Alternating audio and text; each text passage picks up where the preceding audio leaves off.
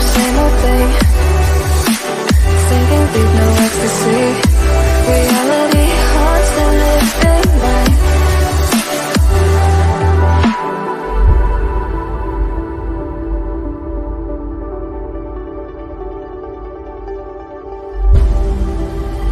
If I saw another day, only to scream into the night.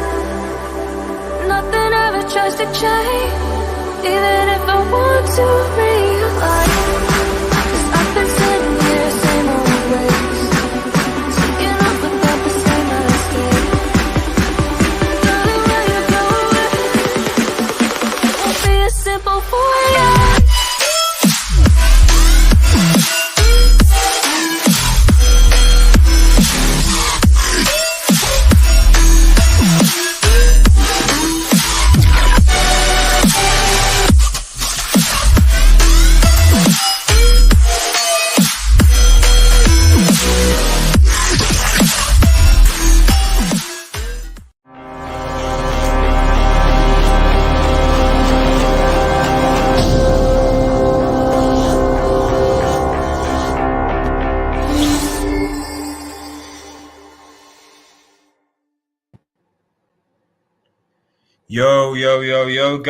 Yo, guys, it is Old Man G here, back again with another post-match reaction. Sorry for the delay, guys, so just with the family.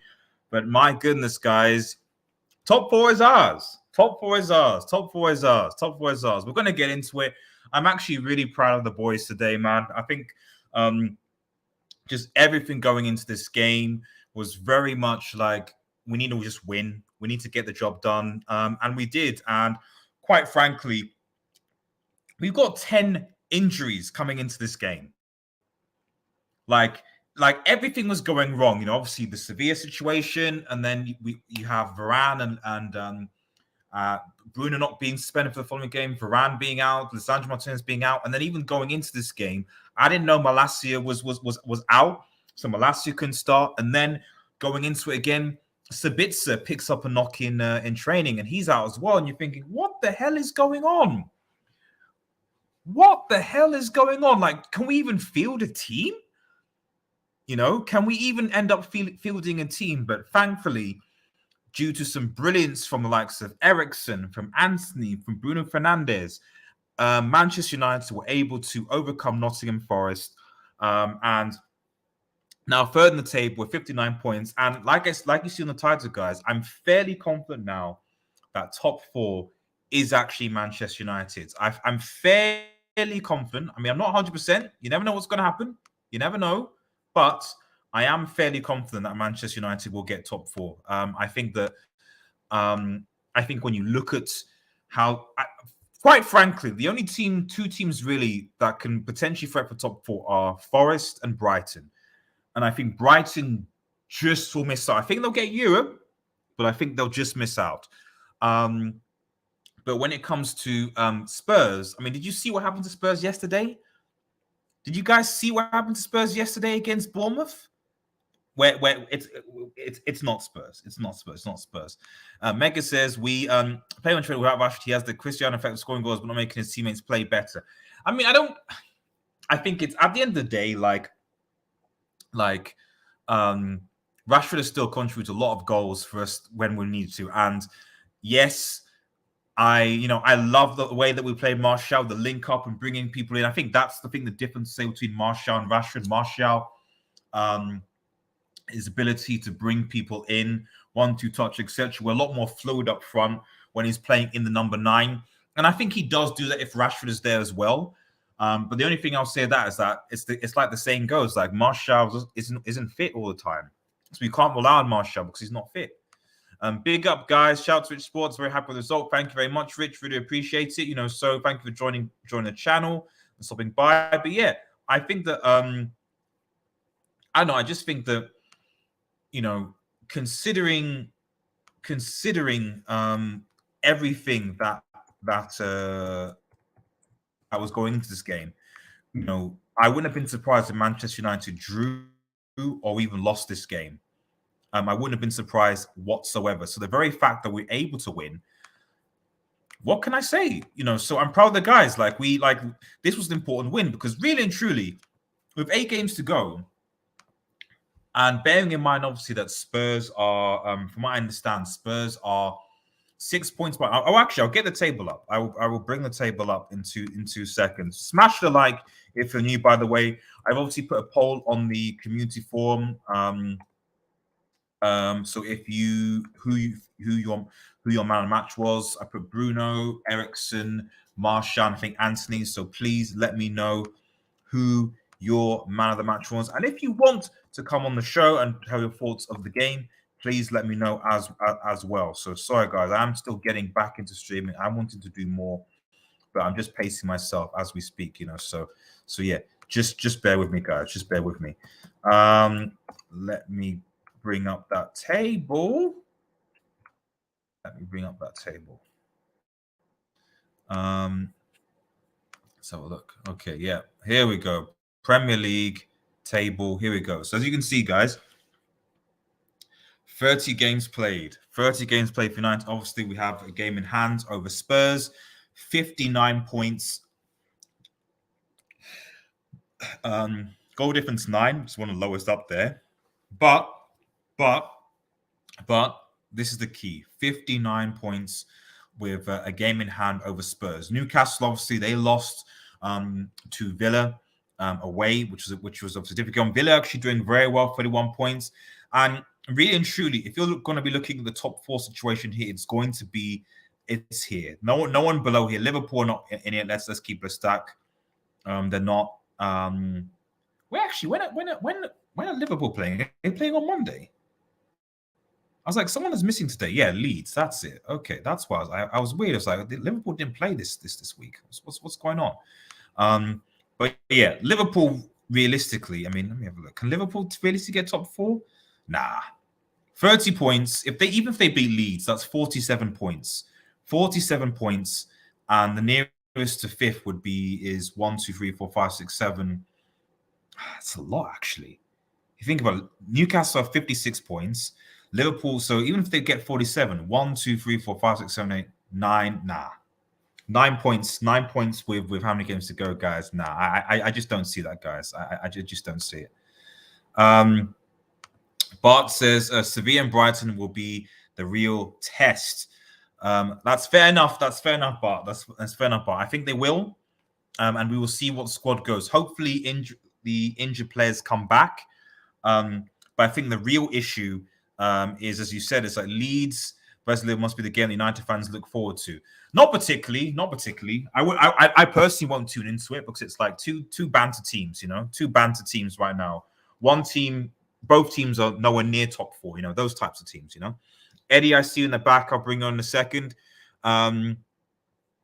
Maguire is suspended for Brighton game. Who will play centre back for you guys? Now, that's obviously an interesting question. We'll get that into it in the end. I have my suspicions. But possibly it depends on whether Luke Shaw is back. Personally, that's one of the things that I think we'll see. I suspect he will be back, though. United have to improve their away goals record as they have conceded 29. But we didn't concede today. So there you go. We didn't concede today. Jay Jockin says, shout out to Jay Jockin, by the way, man. Top 4 pretty much going. Exactly, Jay Jockin. Exactly. Exactly. I'm looking at this really, and it's like, I just don't. When I look at, we're 3rd. With 59 points, we're 3 points obviously clear of Newcastle in 4th. And bearing in mind that next weekend, I think Newcastle plays Spurs. I think Spurs go. Let me just. Are Newcastle going to Spurs or are they going? Yeah, Spurs are going to St James's Park. I'm fairly confident that Spurs are going to lose that game. And then if they do, Newcastle will be on the same level points. Yeah, we'll go down to 4th. But if we win our next Premier League game, then suddenly you're 9 points clear of Spurs, and it's game over. And we can be 9 points clear of Spurs if we win our game in hand. So as far as I'm concerned, I just don't see anything from the Spurs team. Aston Villa, could they make a late run? Possibly, maybe, depending on their results. But we'll see what happens. I think we'll see what happens. But yep, okay. Just quickly, some United will finish fourth after losing to Sevilla and scraping past Brighton and losing to City in the FA Cup final. But the key question is, is where will Liverpool finish? That's the key question, Bart. That's the key question. The organizer says only if they kick. This is the 7-0 loss at Anfield will outlast any times Everton wins to Manchester United. Unfortunately, Bart. Well, actually, no. What I'll say is congratulations. I will, because it must be really painful as a Liverpool fan to realize that the only trophy you'll win this season is this 7-0 loss. There's no CL football, there's no Premier League, there's no Carabao or FA Cup or anything like that. And to make matters worse, you may never qualify for the Champions, not least for quite some time anyway. You're going to be stuck with FSG. And to make matters worse, your greatest player in recent history, in Mo Salah, is currently being surpassed by the Erling Haaland with his goals. So if you're a Liverpool fan, it must be tough. It must be tough. But let me just quickly bring in my man Eddie, who was live on his channel when I tuned in, and he's doing a really good job. So I'm going to bring Eddie in. Eddie from Eddie's Football Waffle, man. Eddie, buddy. Yo. How you doing? Yeah, doing all right, man. Thanks for getting in on my stream earlier. Always a pleasure, man. Always a pleasure, Eddie. Yeah, man. It's a good day for Man United, as we've seen, man. Getting the clean sheet, getting a couple goals. I just want to comment in on the back of the Liverpool slander, because it's beautiful to see that these guys, their last win was against us. They won one game in 6 games now. Okay, talk about not getting any momentum from a big result, 7-0, and you lose. You don't win against Bournemouth. You don't beat these other guys. Who else did they have? They had Chelsea. You couldn't beat Chelsea, who are stinking it up this season as well. It's like, what are you guys doing? And against Arsenal, where they really should have won the game at the end. The likes of Konate trying to chest the ball in with his breastbone, what are you guys doing? You have to get these wins if you're going to get top 4. So it's beautiful to see these guys suffer. The 7-0 was worth nothing. How does that feel, Bart? If you're still in the comments, how does that feel, bro? So yeah, Man United, keep going, man. I'll say one last thing before we go back to you then, bro, is that I'm worried about teams like Brighton and Villa, because they're in this top 4 race, aren't they, mathematically? And they're on form. What is it, Villa on like some of the best form in the top 6, aren't they, right now? They're looking all right, getting wins here and there. Brighton play great football. I don't know. I'm a little bit worried if we're gonna have Maguire against these teams. Are they going to allow us to make the mistake that we made today? I think the thing is, if I look at United's last couple of games, I would argue the only hard games will be Villa at home, and it's obviously at home, and we've got a good record at home, and Brighton away. Outside of that, I don't really see. I mean, in fact, let's quickly, before we'll talk about the game, guys, and I'll see Pride. I'll bring in a chat in a second. But I mean, for those, obviously, these are United's fixtures. So obviously Sevilla, the Chelsea. We have to play Chelsea at home. I don't really see Chelsea right now as at home as a difficult game, to be quite frank. So I'll put that on the side. Brighton, obviously, because of the Brighton semi-final. Spurs away again. I don't see that as a difficult game, to be honest. I'm not saying we'll slap them, but I don't see that as a difficult game, especially if players obviously come back. Brighton away, which will be difficult. West Ham away. Usually, to be honest, we do get a decent result against West Ham. Wolves I'm a little bit worried about West Ham, bro. Just real quickly. I mean, the confidence they've got today, they've shown that they can, come back from 2 goals down against potential champions. We always seem to. It's Moyes tax. Moyes always seems to give us points. Shout out to Moyes, man. Shout out to Moyes. He always seems to. I can't remember the last time we lost to West Ham, aside from in the was it the Carabao Cup or something like that? I think we're bad, and that was just we were all bad. But in the league, I can't remember last time. Bournemouth away, obviously Wolves at home, and the point I'm trying to make is that really and truly, when you consider what all the other teams have, I mean Spurs, for example, I won't go through Spurs fixtures, but they have a lot of key games to play. I just think that United, I would be very, very surprised if United don't at least get 4th. let alone the third position. I mean, if you want to look at Brighton's fixtures, obviously they've got to play City at home. At some point, they play us, Forest away, Wolves, Everton, Arsenal away, which would be difficult, Southampton, and then Aston Villa as well. But let me just quickly bring Pride into the chat as well. So let's just quickly. I want to just go back to the game before we talk about top four. So Pride, what were your overall thoughts of the game? Hey, what's up, guys? Can you hear me? Yeah, man. Hey, yeah, we can hear you, man. Go. We can hear you. Go on. Great. I thought the game was like really, really we were in cruise control from minute 1 to minute 90. The only threat they posed was through set pieces, which I thought we dealt with relatively well, except for a couple of them. But I mean, it was relatively straightforward. I think Antony's coming into form. Like if you check the last 3 games, he played well against Everton. He plays well against Sevilla. Played well today as well. Got a goal and an assist. So that's turning out well. I'm just worried about the back four. We have 3 out of our 4 starting 11 out. I don't think I'm not confident for the Brighton semifinal because the form that they're in, and I know I think Evan Ferguson is out for them. But if Luke Shaw doesn't come back fully fit for that game, I don't think we're gonna win that game because he's supposed to come back tomorrow or for the next game. So if we can get Luke Shaw and Lindelof at the back, I think we'll win. We'll be comfortable against Brighton and the rest of the fixtures. But just going back to this game, I think the midfield, I'm so happy to see this midfield back again, because it was this midfield that was dominating the games in the first half of the season, and because of that Eriksen injury, we lost a lot of control, with Fred and McTominay subbing in for him. So I was really happy to see this midfield back. We had a lot of control because of them, and just as I said before, I thought it was.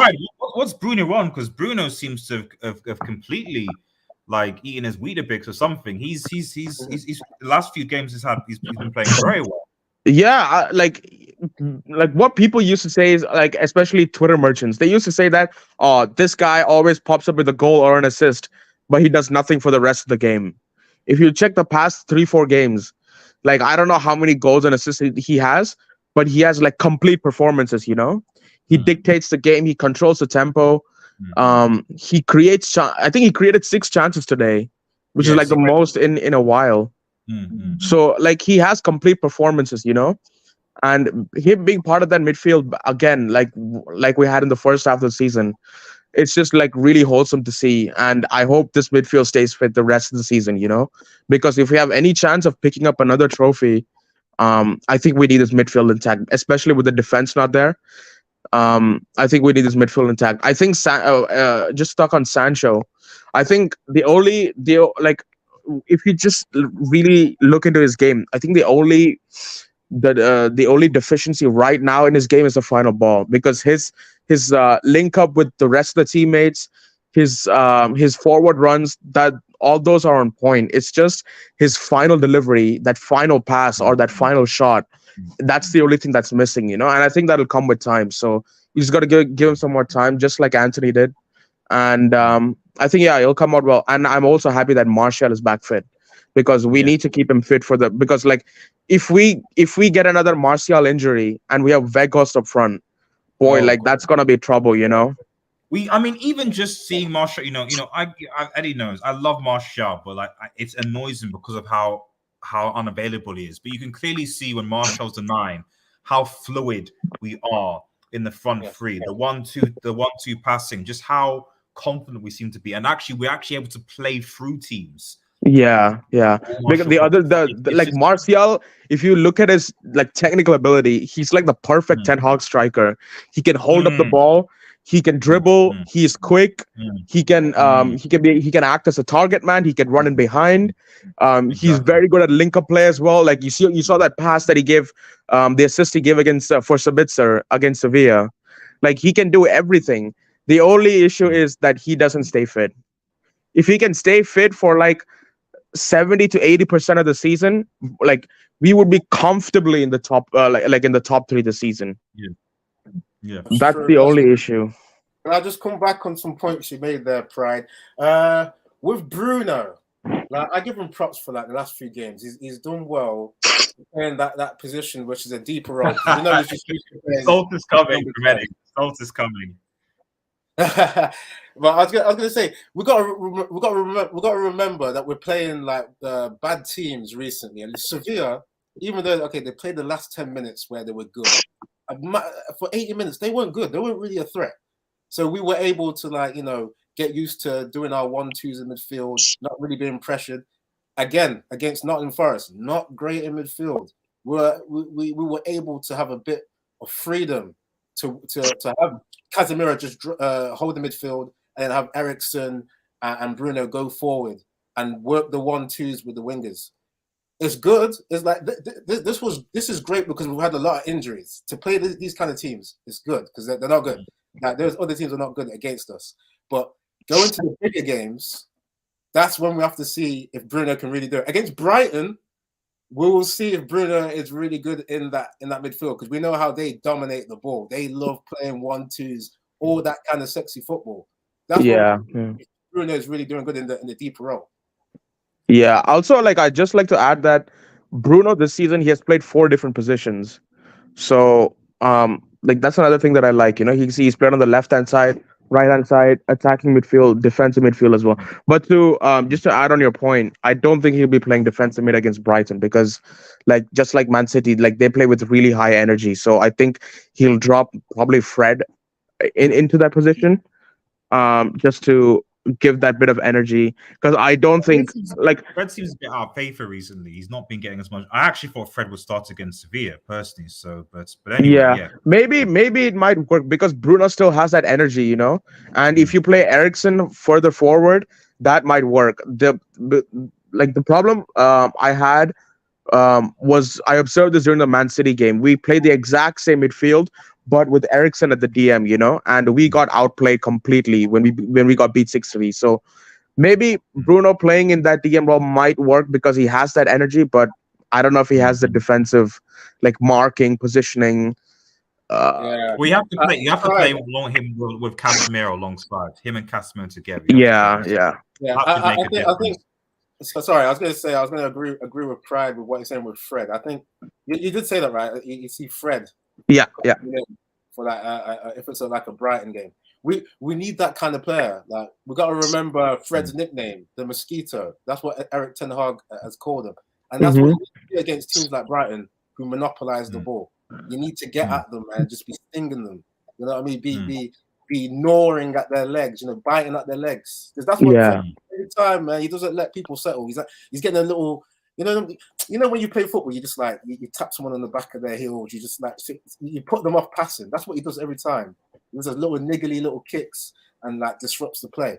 That's what we need against Brighton because Brighton are not going to respect us. I don't think they're going to respect Man United in this FA Cup, even though they're not really experienced at going to Wembley. I think that they've got some kind of that underdog mentality where they're on bonus settings for them. They can just express themselves. Yeah, because everything that they do from now on is just it's just added. It's like an added benefit. They didn't expect to reach this far, so anything that they do from now on is just a bonus, as you said. Yeah. I think it's a bonus for United too because we've already won the Carabao Cup, but we're favourites though, so I think there'll be a bit more pressure on Man United. But yeah, I think with Brighton. Yeah, but the thing is, even if we beat Brighton by, I don't think we'll beat Brighton, but even if we do, how much of a chance do we have against City? Because we have our back, 3 of our back 4 out. Well, we have no chance. That we have to beat City because the treble is at risk. The treble is at risk, so we have no choice. The United players need to be listen, you are the last line of defense against City, basically ruining one of the greatest achievements in English football. Yeah. And this, so if that doesn't motivate you enough, I don't know what is. Me neither. Because the thing is, if you look at the Champions League, I assume Real Madrid is going to go through, and I assume City is going to go through, barring some miracle. This time, I don't see Real Madrid pulling another miracle over the 2 legs because they got Haaland, and if you look at last season, all those missed chances, if they fall to Haaland, he's just gonna bury them. So I don't see Real Madrid beating City again. If you look at it in the league, I think like I'm 95% sure that Man City are gonna beat Arsenal at home. Like the form that they're in and the form Arsenal are in, I just think they're gonna beat City at Arsenal at home, and they're gonna get the like I can't see them losing another league game. So yeah, what you said is right. Like the last defense to that treble is us, basically. Yeah, If we can get through exactly. Brighton. But at least to be fair, that the FA Cup will be at the end of the season by May something. So I would expect that Varane will probably be back. So it sounds like his injury is not as bad as Lisandro's. So I would expect hopefully all of our squad to be fit or available, bar Lisandro Martinez. Yeah. Which if you have Martial, you've got Rashford fit, you've got Ericsson, Casper, and stuff like that, and Varane, and maybe you can play Shaw at centre back or whatever, then I think that we have at least a better chance than we'd have without him. So, but before I go back to him, let me just read some comments. One last thing. Okay, go on. I was going to say, like, can we really see Shaw pocketing Haaland again? Like, say if we play them in the final, can we read? Because Haaland's on some mad form now, isn't he? Yes, Even if we get Varane back in there, Varane and Shaw at the back. I mean, I don't want to be pessimistic, but I'm just saying, man. Like, that was a big deal for Shaw to pocket Haaland before. But then at the same time, what I would say though is that like when we played, and I still remember the game at Old Trafford, is that when Martial played in that 9-9 role, he was part of the reason why we were actually so good in that first half. And I remember as soon as he came off, it might have been Weghorst or someone else, I can't remember.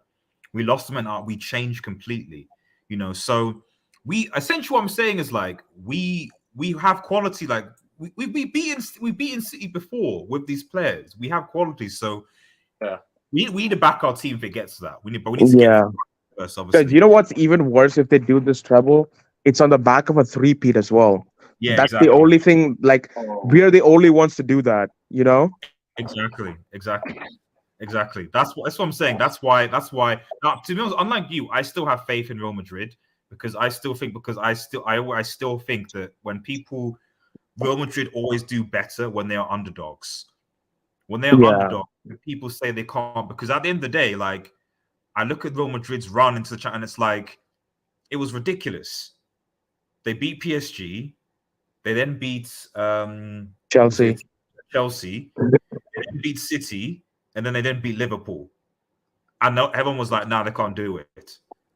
You know what I mean? If anything, this run they're going for is in quotes supposedly easier. So it's like if they could do that, why are people still saying, yeah, but they can't really they can't really do it. You know what I mean? But I agree with you though is that if they beat Madrid, they've won the Champions League. Yeah. I was going to say real quickly, I think people are pessimistic a little bit for Real Madrid, especially me, because I see their formula. Like we saw it last season, right?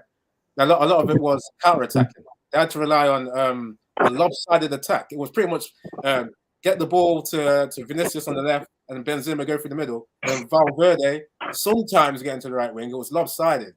It's like they didn't really control games. That's why they had to come back. They had to come back from deficits a lot last season. But I know that this season, that keep doing it. Yeah, that's the thing, Eddie. They're not a possession-based team. They're a transition team. Like that, they don't do well holding a possession.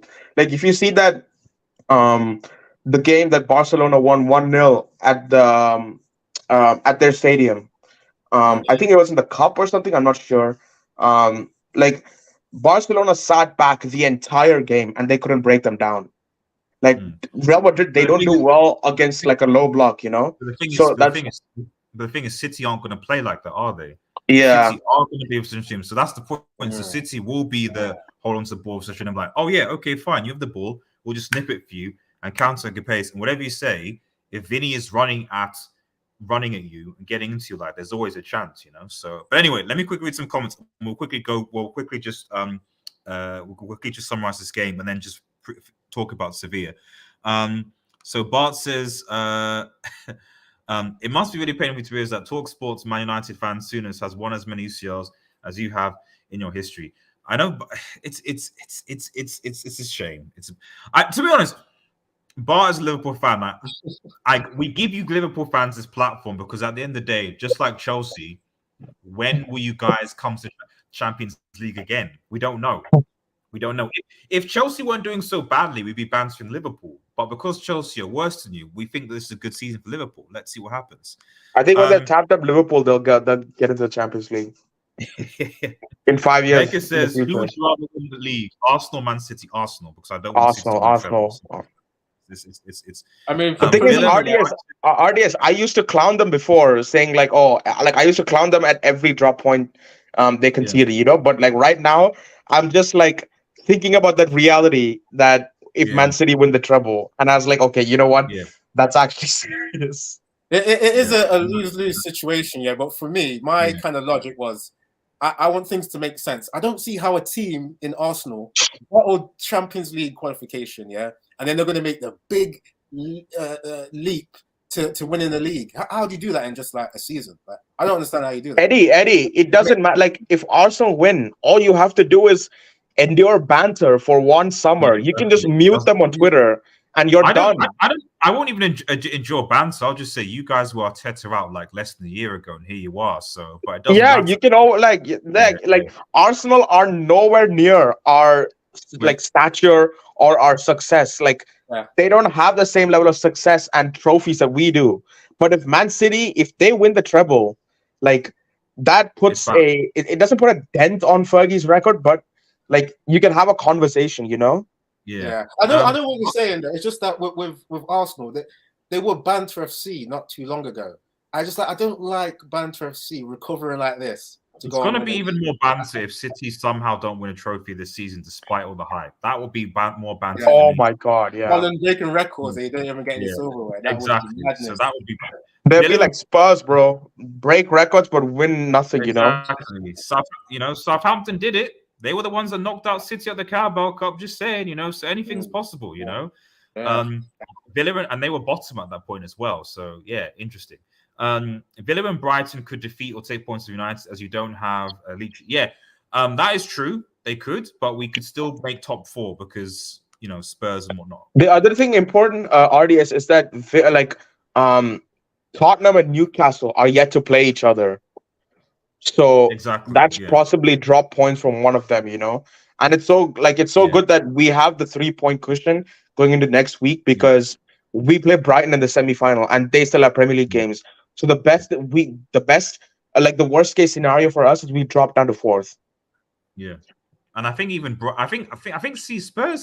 I've said Spurs are out of it already because I think Spurs still have to play Liverpool, Newcastle and us, and I think they still have to play Brighton as well. And I mean, I saw yesterday, and I was like, I don't know how I can take this club seriously. Like against Bournemouth at home, who were fighting relegation, fair enough to them, and it was like, and you just about to got a draw. You just got a draw. Like right, okay, we've got 2 points, and then in injury time you concede and lose the game. It's like. Why are people telling me I should take this club seriously for top four? I don't understand. That's just Spurs in a nutshell, isn't it?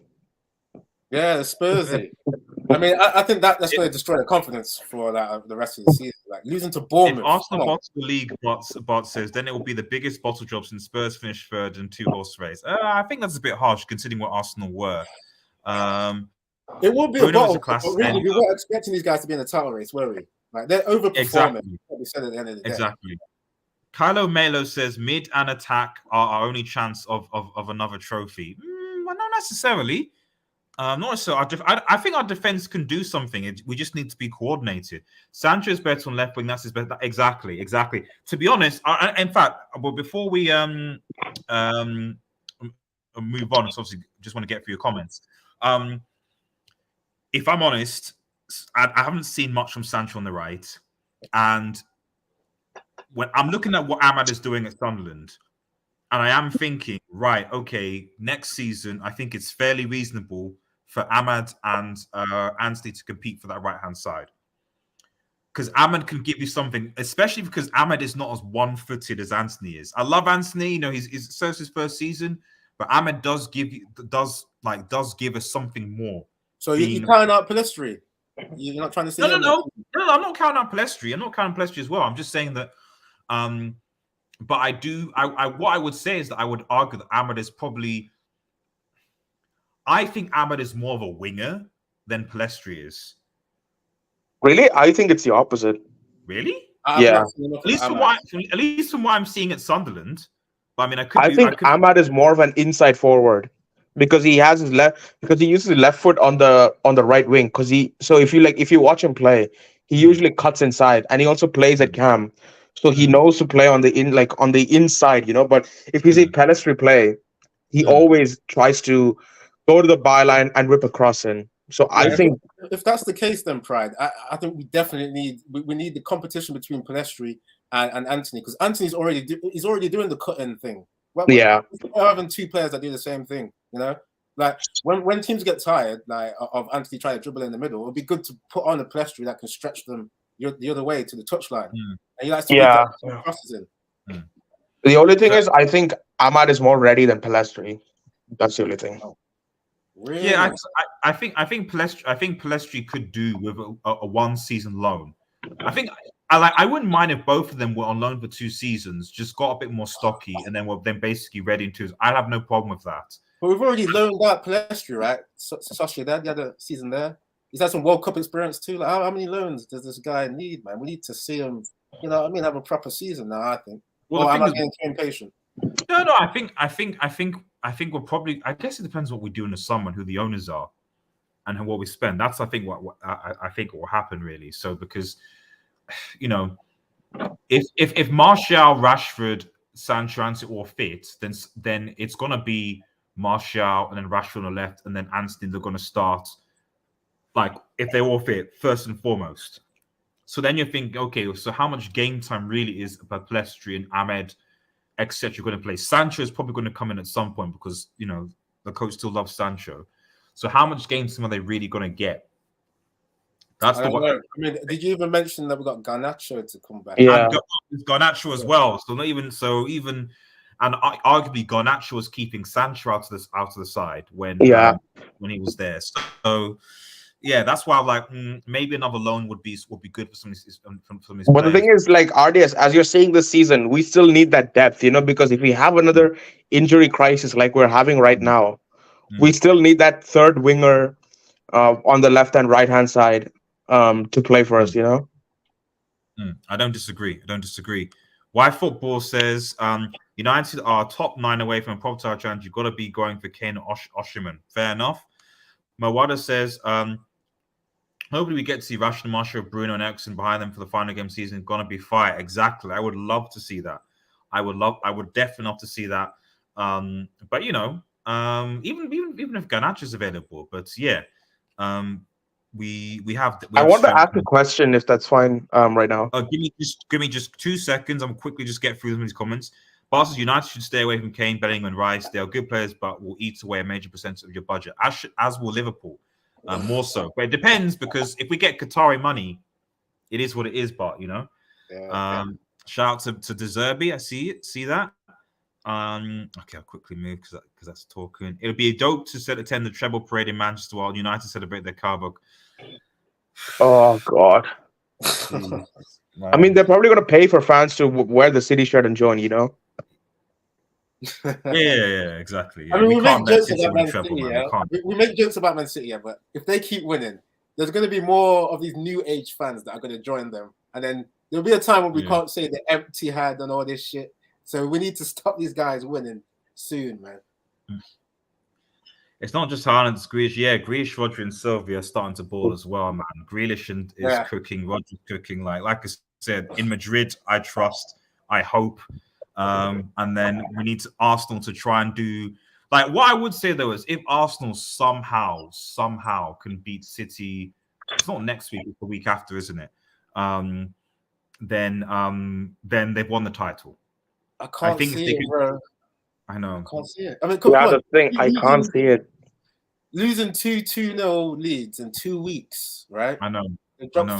Mentally, obviously. I know. No, sorry. Mathematically, you should be thinking, okay, that's all right. We can go and just draw at the Etihad. But mentally, you're thinking, you know, you've just come The only, like the a only, roller the only, coaster high of being 2-0 only- up in 2 games the and only, you've lost the points. the only thing I would say is that like City are still chasing. So like, I've always said it's better to have points from the board than not. So at the end of next week, if Arsenal do win at home to, I think they're playing, is it Leeds? Something, I think. I'm not sure. I think it might be Leeds at home. No, it's Southampton at home. So you'd expect them to beat Southampton at home. You would expect them to beat Southampton because Southampton have been crap. You know, so I want to win. So that puts them with 7 points clear of City, with City having 2 games in hand against them. Now, yes, consider winning those games in hand. Yes, they can. But at the end of the day, you still have to win those games. You're still going to chase. And the pressure is still on the chasing team. And if next week, when they play City against Arsenal and Arsenal somehow get a result, then as far as I'm concerned, it's game over. Because it's kind of like, because you're psychologically, if you're City, it's like, we only got a few games left. We were 7 points.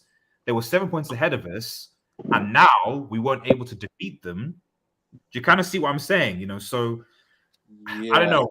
I'm not saying because City have been here before, so of course they can do it. But I'm just saying that like there is something to be said about psychology when you actually are ahead of your opponents and you're having to chase. Because if something goes wrong, and it could. Yeah, I just remember with like, especially with Man United, we had to chase Arsenal a few seasons, and we had more urgency because like when you're chasing someone, you can't mess up. Like when you're leading, you do have a few bonus games where you can draw. It's like the urgency goes down. I remember one of the first seasons when I was watching Man United, right? Was it 2003 where we made up an 8-point gap on Arsenal, chased them all the way down, but I think we ended up winning the league by 5 points in the end. So for me, I just think with Man City's experience of just like they've taken league titles to a last day as well. I think this will go to a last day too. I just see them chasing and having momentum to beat Arsenal. Arsenal, come on, man. We saw them last season, bottle top 4. To win a league after that, I think it's too much of a big step for me. I don't see them winning it. I mean, Eddie, that's their only fish to fry. So that's the only. That's the fifth one. It is the only thing they've got to focus on, Arsenal. That's true. But that's the thing, though. There's going to be more pressure on them to win this only. That's the only thing they can win now. They don't have the luxury of other. Yeah, but I also think that it's almost kind of like I think the thing that's costing Arsenal right now is that it's just that like I almost feel like they're too they need to kind of almost realize that they're too too desperate almost. It's almost kind of like we need to win. It's just like, guys, you don't need to just relax, take your time. You know, even in the first 2 games you saw out of the park, the first 30 minutes against West Ham, against Liverpool, they were destroying those teams, absolutely destroying them. Like easily, if they maybe took one of those chances, it could have easily been 4-0 in both of those halves. Yeah. Easy, because of how they came out. And then as soon as they were up, the 2-0, it was kind of like, okay, right. And then as soon as they got a bit of a scare, then the goal comes back. It's like, oh crap, what do we do? We're panicking. We're not sure. We're sort of, and it's almost like just relax. You don't even need to start the game with this kind of urgency that you need to like just win at all costs. Just take your time, ease yourself into the game, and take things from there. And I just think that's why the City game is going to be interesting, because I think that when they go to City, knowing that they can draw. And a point is a good result. I think they'll be a lot more cautious against City than they have been against Liverpool and against West Ham when they were busy trying to go the thing is, RDS, but that's never a good thing. Like every scenario in which you like in order to qualify or in order to stay ahead, you just need a point. That's never a good thing, you know, because you almost become too cautious.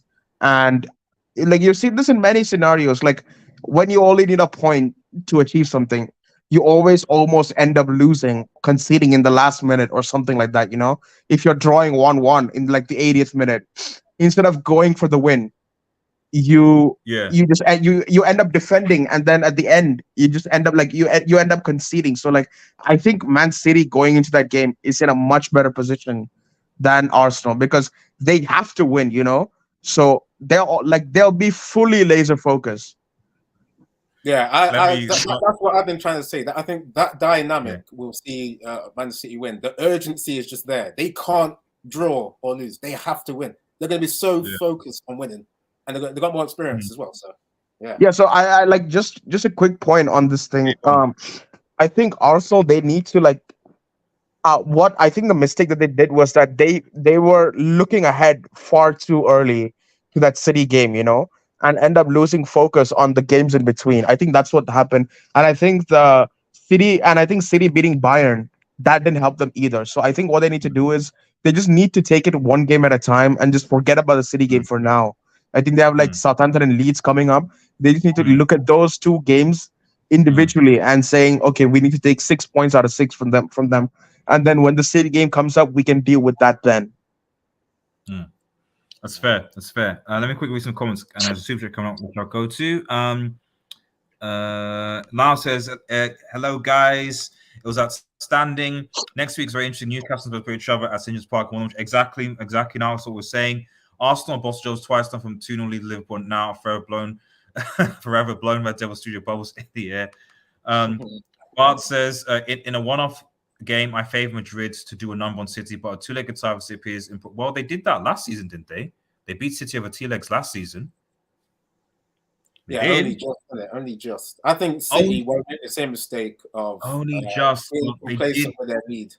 Only just, but they did though. And this is the things, like people say that, but it's just like, but I also, you cannot underestimate UCL heritage, because just like we're saying now that, City, they've been here before, they've done it before, but Real Madrid have also done that as well.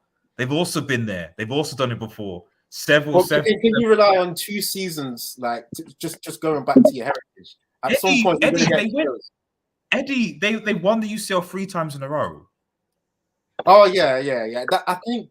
Come on, that was a better team there. I mean, with Benzema, Bell, Ronaldo, right? Eddie, they had no right to win the UCL last season.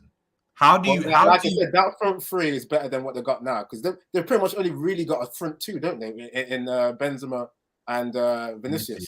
He's the other guy. Valverde hardly gets up there. Well, no, to be fair, when Rodrigo comes on, he cooks as well. He always seems to Rodrigo do something. So he's all right. Does he touch Bale or Ronaldo? That's the thing. That's why I'm like, okay, they won 3 in a row with that front 3, but this team, I don't know. I don't think they can do it again. Raul Thomas says United are getting top 4. That's what I think as well. Narcissus Spurs, Newcastle play. Yeah, exactly.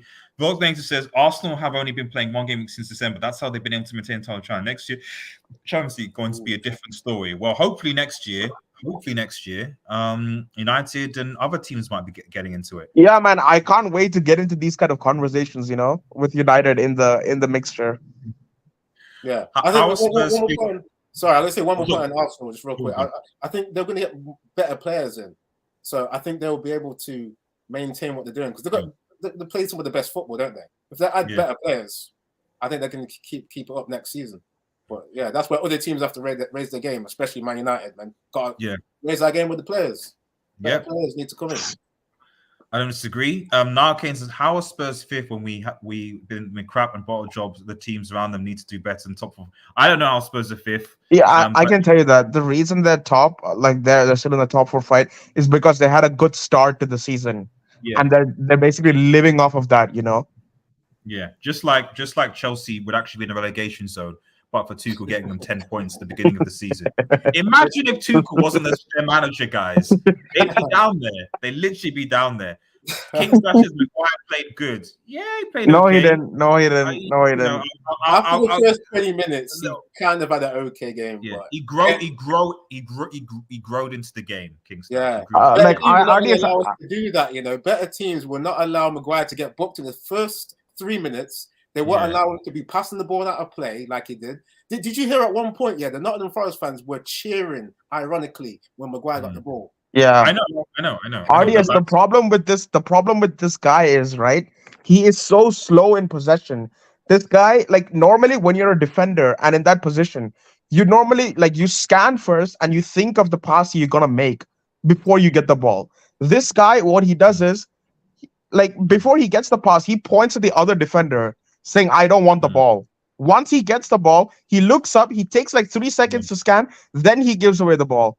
Thank God we were playing against Nottingham Forest who didn't want to press. If we're playing against City or like Arsenal or some other team like that, this guy will give away the ball just like Upamecano did against Man City, Oh, bro. Yeah, oh, He can't. we get He can't play. He roasted. can't play against City. He can't play against He City. can't, he Or can't. even That's Brighton. why He can't. that's why I hope he doesn't play against Brighton. If he plays against Brighton, we are screwed. Yeah. It has to be. It has to be. I'll take my chances with. To be honest, looking at it now, you could potentially play because to be fair, Dalot did a pretty good job on the left and Wan-Bissaka on the right. Actually, okay on the left. So you could potentially play Luke Shaw as left-sided centre back with And Dalot Lindelof. on the left, and then Lindelof that way, and do it that way, and then Wan-Bissaka on the other side. Yeah, I'd much rather do that. Much rather than Maguire, to be honest. RDS, you overlooked my comments in red bars. Did I? What was it, coordinator? Boss, Erik has had not a single game when he's played his first choice strong slow. In my view, he has really exactly. Imagine if he actually had it available. Okay, later says, don't know if I see Bayern's with 100 million. Chelsea has we're talking about strikers. Okay. King Stash says, thank you for the super chat, King Stash. Really appreciate it. Premier League is still investigating Manchester City financial affairs. They'll probably get points deducted. Man City not winning. Okay. I'm not gonna lie. If somehow City end up getting top, and then on the final game of the season, the Premier League, because they're saving it up, and they're like, and they release it, and they release the results, and they're like, we're going to deduct City points. That's a W. I don't care who's in charge. Last game of the season, deducted like 5 points, and they give it to Arsenal. Please make that happen. No. RDS. Imagine if they have an Aguero moment. Yeah. And then they they have an Aguero moment. But then it's like, nah, sorry, we're deducting points to you guys. Please. If the Can you imagine though, them winning the treble 3 leagues in a row and then points deduction? Nah, they would all have to retire, man, from the emotional damage. No, the emotion. I think they'll burn down the Premier League headquarters, man, after that. They'll be rioting. They're not doing anything. So where are their fans though? Not doing anything, so they're not doing nothing. It's just what will they do? But yeah, man, I hope that, because that is literally the only thing that potentially might keep them. Okay, so it's was a talk about European football. Haaland is the new Harry Kane, scores goals but no trophies. Well, we'll see what happens. Because it's close. Yeah. RDS, do you agree, says Beef Bully, if Man U beat Spurs, you think that's for done? Yeah, I do.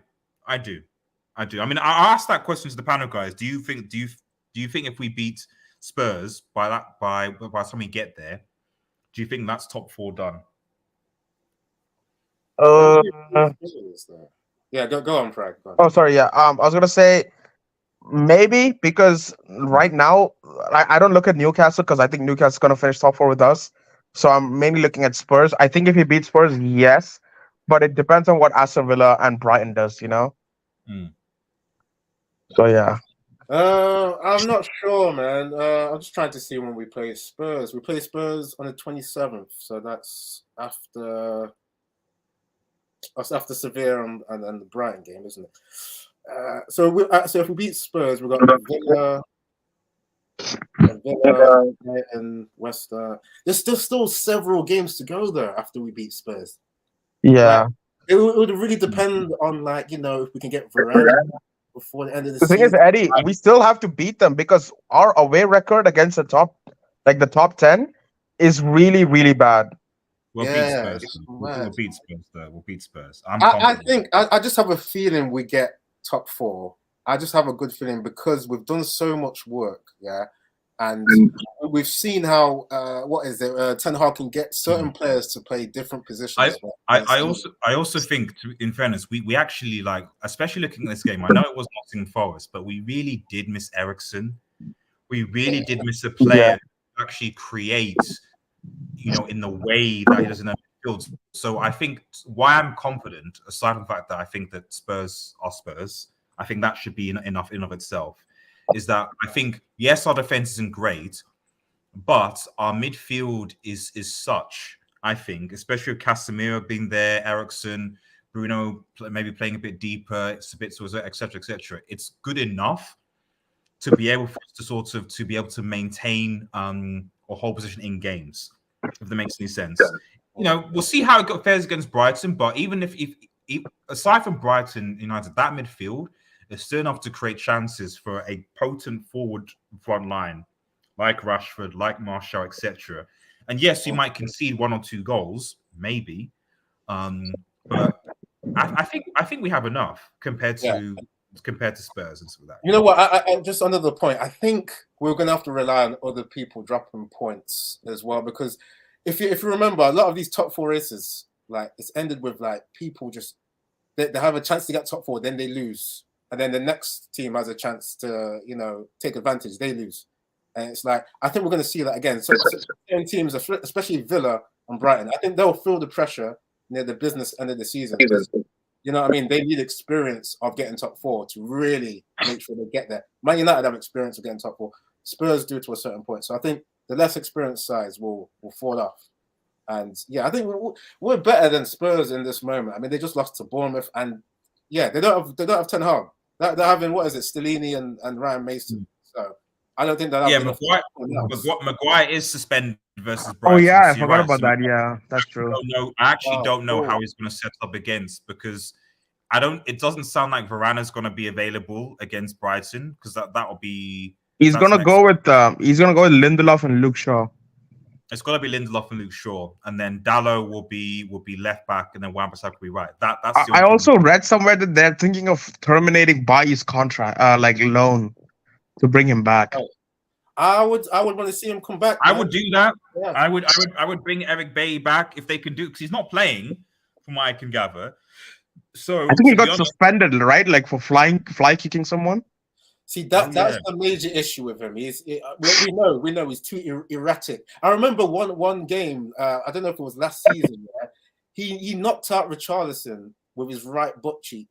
Like, he's that kind of player, man. He'll use any part of his body to like. Yeah, I also remember like in Ollie's first season, we were playing Chelsea away from home, and he literally did a Cruyff turn inside the box from a corner. Yeah. The guy's crazy. I don't know. He's a little bit too erratic, but I'd take him over. We'd still take him over. Yeah, exactly. There's not really. It's just even for pace alone, because at least I know Bay, like he won't get done for pace against any of the City players or whatever. So, but we'll see what happens. I don't see. Like, I mean, if Varane is out for the rest of the season and Martinez is out for the rest of the season, we have to bring another centre back in, because if just like now, Maguire's suspended, so Maguire can't play. So what happens if Lindelof picks up an injury? Yeah. Game. Then what? Like we have no centre back. So yeah, I would call on Phil Jones there. Oh yeah. Phil Jones is injured though. He's injured. So, this guy's getting paid 100K. Yeah, and this guy just keeps getting injured. Like, I want to work out how he's managed to get that contract, man. He should be on a, you know how Marco Owen near the end of his career had to work on a pay, you play and they get paid. Like, Jones should be on that contract now. When you play, you get paid, not just get paid to train. You're just stealing cash right now, man. This guy, like, that dude has the best life I've ever seen. Like, this guy's literally stealing money for doing nothing, It's madness. Any Warning says, assuming this is what to say, any deductions will be next season, if any. City are cheats, get found not guilty and pay a 10 million fine, probably. But hopefully the Premier League will do something though. Spurs just lost home to Bournemouth. Don't worry about our way form. Yeah, I mean, I watched. That was bad. It was bad. It was really the only thing worse than seeing Spurs at home was seeing Chelsea just get absolutely destroyed at home by Brighton. Because Spurs losing Bournemouth was funny, but Chelsea were, even though it was only 2-1, I watched that Chelsea game and Brighton had 70% possession at one point. Wow. That was sad. Wow. 70% possession. And didn't they have like 26 shots? And they had 26 shots on the Chelsea goal. Like, so I am a bit worried about Brighton, but I do think that with our midfield, we shouldn't let that happen. With the midfield with a camp, we shouldn't let that happen. What happened to Malacia? He had a knee pain. I think a knock in his knee. Also, I don't know if you guys know this. He's playing today for Marseille, K Slater says. Interesting. Okay. Well, keep him. Sorry, guys. I was just gonna say, like, I don't know if you guys noticed, like, in the Sevilla game, right? Everyone was saying that, for the first goal, how Malacia stopped for a minute and then he ran, and which is why he lost his man, right? Do you know why he stopped there? Why? It's because Jesus Navas behind him told him to leave the ball. No way. Yeah, he told him to leave the ball. His teammate telling him to leave it. Yeah, he thought it was his teammate. The classic leave the ball trick or something like that. Yeah. Yeah, he got done by that. Yeah. Oh, that's a shame. That's a shame. I can't lie. I've been done by that before. When I played football before, when someone said leave it, and you're just like, okay, and then it's Well, who did Malacia think he's getting the call from? Like, was he thinking? Was it Sancho that was starting? Right? Probably, yeah. Like on the left side, right? Yeah. But why would Sancho be behind him saying that? Like, that's crazy that Malacia has done that. If that's true, that's crazy. Because I rewatched the game and I heard him say leave it. Oh shit. But it is what it is. It is what it is. We go again in Sevilla, and we'll try and get a result there. Which I think when we have to go and get a result, I think we probably will, because I highly doubt that Ten Hag is going to make those substitutions if we have to go out and win the game. I hope we do, RDS, because I really want to win this trophy. Yeah, I want to win the Europa League. I think if we could beat, Sevilla, I can't actually remember the format. So as in on what side we're on. So if we beat Sevilla, we either play Juve or Sporting. Sporting. I had a feeling it was, yeah. And I think Juve ahead currently right now is in their thing 1-0. Yeah. We're injured bits again. Well, it sounds like it may be a groin thing. Yeah, it's a groin injury. So we'll see how it goes. And shout out to AD, man. Thank you in the chat. So just to begin to round up, so just over an hour, let me just quickly thoughts just quick on the Sevilla, because I'm probably not going to be able to do a preview. But it would be interesting to see what people think. Oh, let me go back. Sorry, let's do this. What people's thoughts are going to be on the Sevilla game. It still hurts to see that, man. God damn it. It does. It does. But they were own goals. Let's two freak own goals. Two freak own goals. And I highly doubt that Sevilla are going to be like they played badly for 80 minutes, and then they got those two free own goals. But of course, we're obviously down two defenders, So I mean, let me go to Eddie first. With this game coming on Thursday, and there's no Bruno either. How do you keep that in mind? Oh, Bruno's suspended as well. Damn. Personally for me, I would say that you have to play Casemiro, Fred, and Eriksen in the midfield. That could work. Especially if Sabitz is not available, then it's got to be Casemiro, Fred, and Eriksen. So Eriksen plays in the number 10. Yeah, I'm just looking at the fixture list, because, like, you know me, RDS. I'm always looking at the fact that we just have 2 or 3 days rest. It's not great. Yeah. We played our first team today, right? And what have we got? Is it like, I think it's just 2 days rest, isn't it, before the Sevilla game? Like, are they going to be really fresh? 3 days. Well, I guess 3 days. I guess they were playing on Thursday, but yeah, okay. I'm not sure, man, because Eddie, they should be fit, because, like, if you look at the squad, right? If you look at like Wan-Bissaka, Dalot, they have been rotating in and out. Casemiro has been suspended, and like he's only played for like the last 2-3 games. Eriksen is recently back. Fred hasn't been playing that much. Probably Sancho and Antony. Like even Sancho, he's been rotating, Yeah, but who's going to rotate in for this game? Because pretty much all of that first team that played today is going to be playing. Maybe Fred comes in, right? Yeah, Fred comes in. You're going to have to play. I imagine he will start Maguire and Lindelof. Marcus is going to be fit. Is that for sure? He'll. Yeah, Sorry, Rashford's gonna be fit. Rashford. Ten Hag did say that Rashford might be available for Thursday. Yeah. So in that case, actually, to be honest, the part of me is like maybe you bring Rashford on. Yeah. I feel like I don't think Rashford should start. I think that because Rashford has been a good impact sub from the bench before, and I think that you start with the front three you had today, with Sancho on the left, Antony on the right, and then Martial up top. I'm getting an echo back. I don't know where it's coming from. And then you bring on Marcus Rashford potentially for like a Sancho, maybe for a Martial later on is maybe what you do. But the midfield, unless I don't know where McTominay is, but the only fit midfield available will be Fred, Casemiro, and Eriksen. What about I don't think Sabitzer is going to be available, right? I don't know what I assume with this groin injury, potentially not. So it's not available then, and I said McTominay's not there. Bruno's suspended for the stupid yellow card that should never have happened. I don't know why that was a yellow card. Europa League ref bricking it. We've been done over twice by these Europa League referees.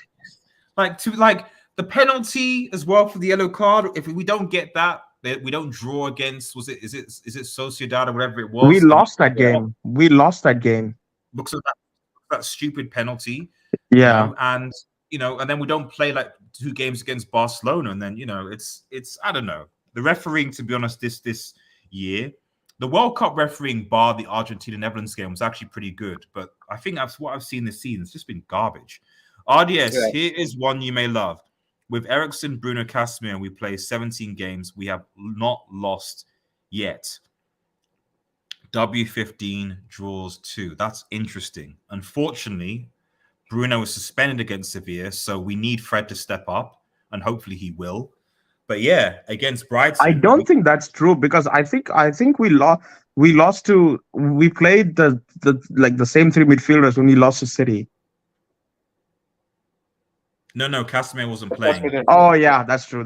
Sorry. Well, I mean, he did. I think he came on. The last 10 minutes. I don't really count that really. So yeah, that's not enough time to do anything. Yeah, not to do anything. So like you guys were talking about. Let me add to do my prediction quickly because you did come to me and to ask what I would think would happen, and I really am unsure because I don't think we've got enough fresh players to rotate in there. Like if we look at what we need to do, especially based on today's play, we like to stretch teams with our wingers and have the fullbacks overlap. Yeah, so if we're not rotating enough wingers or fresh fullbacks in there, we're going to have trouble. We're not going to be able to stretch Sevilla's defense to have Eriksen and Fred operate in the channels. We need to do that if we're going to beat Sevilla, because Sevilla, they're going to be buoyed by the confidence of being in a tie where there should be 3 or 4-0 down. That's big confidence to have. Going home, and then they're having the 12th man on their side too. And they're gonna. I think that there's obviously a lot of players still there from when they beat us in the semi-final 2 seasons ago. When they beat us 2-1, right? They're gonna remember that kind of stuff. So for me, I don't. There's no away goals, is there, in this? No. So at least that's going for us because that would be 2 away goals we would have conceded. I can see us drawing again, and then it goes to like extra time and possibly pens. I think. I'm sorry, guys. I'm going to be pessimistic. I think we go out just like by the odd goal or something like that. I just don't think they're going to be fresh enough for this next game. I don't see it. I don't think their defense is good enough to like keep a clean sheet or anything. Yeah, I don't think so either. But the thing we're saying defense is, but their defense isn't good either. Like this no, Artis, that's what I'm saying. Like if we played anything like we played today, we should win comfortably because their defense is not that good. No, well, we can't have that first 20 minutes though, because Sevilla, they're better. Come on, 10 times better than like Nottingham Forest. If Maguire's getting booked in the first 3 minutes, that's I don't know whether I'll make a case. I don't know whether Sevilla. I wouldn't say that 10 times better than Nottingham Forest. No. I think we made them look. I think we made them look better. Like let's keep it a stack. Had we put away our chances in that Sevilla game, it would have been 5. Yeah. So, Eddie, it's not like if you watch the second half, it's not like they outplayed us. we just dropped off and we let them have the ball.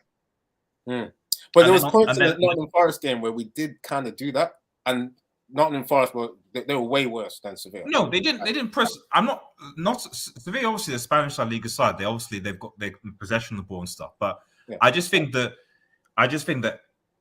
if we'd actually put away our chances in that Sevilla game, I think a lot of people are bigging up Sevilla more so because they got back in the last 10 minutes with our deflections rather than the overall performance in the game. Because had we put away our chances and it was 4 or 5, even if they did score 2 goals, we'd have been like, yeah, but we're still going to beat Sevilla, so that's fine. I just think that we just need to play like we played against Forest again, press their goal and actually take our chances, and just be RDS. RDS, we've got to remember we're away from home, yeah. So Sevilla are going to have more of that incentive to like try and control the game. They may not be like as good as Man United, but they're better than Forest. That's why we saw they had that last. Yeah.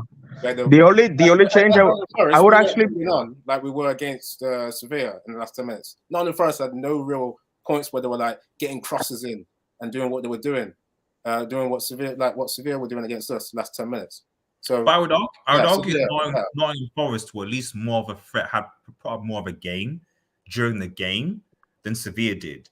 Because quite frankly, for the first 75 minutes, Sevilla did nothing. Yeah, even if you watch the game back, nothing. Yeah, I couldn't think of a single like clear-cut chance that they made. Like not even a half chance.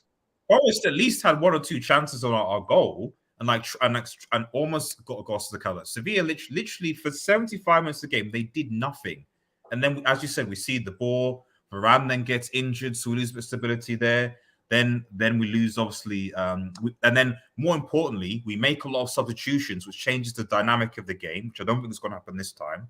Yeah. And then obviously Martinez comes on to 10 men. So if I'm honest, like I said, my match reaction, I think a lot of things we were the architects of our own downfall. Yeah.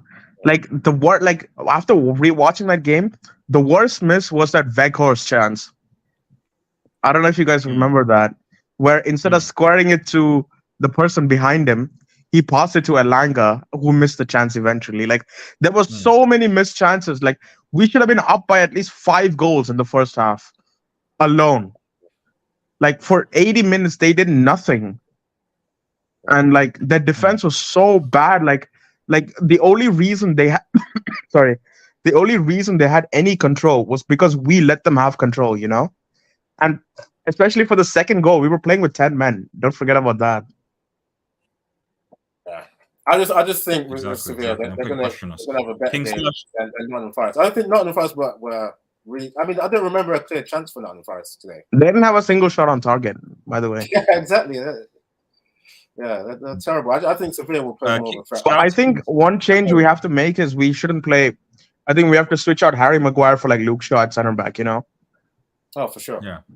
We can't play Harry Maguire centre back because he was King Stash and obviously, which I really appreciate. King Stash, we scored 4 goals against Sevilla but didn't win. Yes, we actually scored 4 goals. They didn't score a single goal, which again I would add into the thing. I just got that. I just 2 own goals.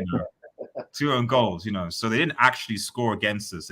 In a technicality, they were just 2 very unlucky goals. But RDS Sevilla are winning at Valencia. Looks like Valencia going down. Yeah, Valencia have been garbage in La Liga this season. They've been so bad. And unfortunately, they might be going down, which is a really big shame because they were a big Spanish team at one point. But due to mismanagement, amongst other things, they might be relegated. Didn't they reach the Champions League final 2 times in a row? When was that? That must have been like in the early 2000s. Yes, exactly. That's what I'm saying. Exactly. Back in the 2000s, they were forced. Now, but this is what poor ownership and poor management can do to you. So Chelsea fans, if you're watching this, you never know.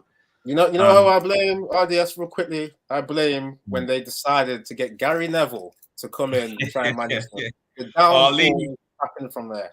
Leave Neville alone, man. Leave Neville alone. Like that was a bad job. And is Malacia injured? Yeah. Well, it was something about his knee. It doesn't sound like it's serious though, so we'll see. Something about knee pain or something, but I don't know. But let's just quickly round this up. But yeah, so just quick score prediction, and then we'll round up, guys.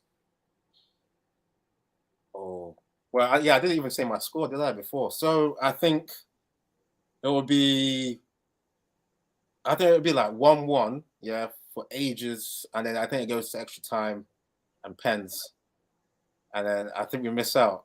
So I'll say 1-1, and then yeah, we might miss out, man. Sorry for the pessimism, guys. Oh, Eddie, have some chest, man. Too many fixtures, man. Right. We've got Maguire at the back, and he might even start. Like we're not guaranteed to have Shaw come in, so it's hard for me to have chest, bro. Pride, your prediction, man. If Rashford, I don't know if Rashford's back, but I'm just gonna assume he's not. So, I'd say 2-1 to United.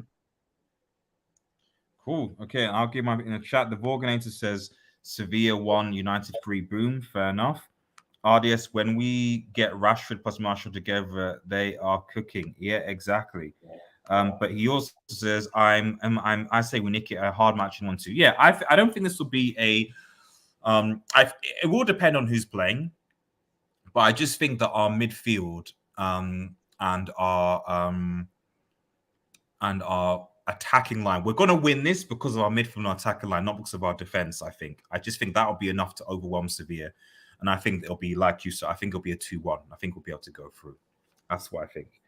Well, guys, for being confident as well, man. Yeah, so the hallucinator's always on my streams, but always telling me to have chest like Pride was saying. But I'm sorry, guys, for those in the chat, Eddie has a channel. Eddie, do you want to just shout out your channel where they can find you? Oh yeah. Thanks for the plug. You guys can find me at Eddie's Football Waffle on YouTube. I do a lot of like reactions for the Man United stuff. Might be branching out into like some other football stuff. I've also got animations on there, so yeah, check it out and see if you like it. Yeah, thanks for having me on, RDS, and it's good to chat to you as well, Pride. Big up the chat. Yeah, big up, Eddie. Appreciate everyone in the chat. Really appreciate it. So, like I said, I took a bit of a break from streams because I had a lot of stuff going on at work, so I'm back. So I'm just getting the stream into the swing of things, and yeah, just want to basically get to the end of the season. Then we'll probably talk about the future of the channel and different things. RDS, are you going to be on tonight's hangout? I'll see. I may or may not. I don't know how tired I am. So, I mean, if there's a Chelsea cooking session, I might tune in. Yeah, there is, because it's Champions League hangout, so you got to be there. Yeah, maybe we're going to take it. Blue Line Studios. This may be the last time Chelsea are in the Champions League for a while, so maybe we'll see that. Anyway, peace out, guys. Take care, everyone, and cheers. Peace. Peace. Peace.